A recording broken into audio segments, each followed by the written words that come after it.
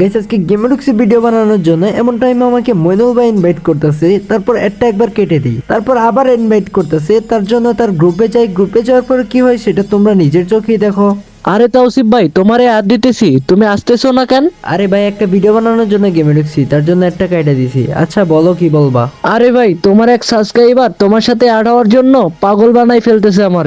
আরে কি বলতেছো? আরে আর বইলো না, একদিন ওরে বলছিলাম তুমি আমার সাথে অ্যাড আছো, তারপর থেকে আমারে পাগল বানাই ফেলতেছে। ভাই প্লিজ ওরে অ্যাড করাই নাও। আচ্ছা ঠিক আছে, তুমি গ্রুপে ইনভাইট করো দেখি। আচ্ছা ভাই ঠিক আছে, আমি ওরে অ্যাড দিতেছি। বন্ধুরা তারপর কি হয় সেটি দেখার আগে তুমি যদি ফ্রি ফায়ার লাভার হয়ে থাকো তাহলে ভিডিওতে লাইক এবং চ্যানেলটাকে সাবস্ক্রাইব করে দাও, আর যদি পাবজি লাভার হয়ে থাকো তাহলে ভিডিওটা শেয়ার করে দাও। আমিও দেখতে চাই ফ্রি ফায়ার লাভার বেশি নাকি পাবজি লাভার বেশি।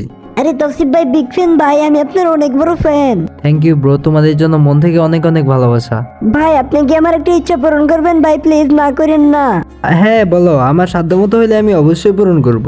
ভাই। আপনি কি আমার ফ্রেন্ড রিকোয়েস্টটা ধরবেন প্লিজ ভাই? আপনার সাথে অ্যাড হওয়ার অনেক ইচ্ছা আমার, প্লিজ ভাই একটা ধরেন।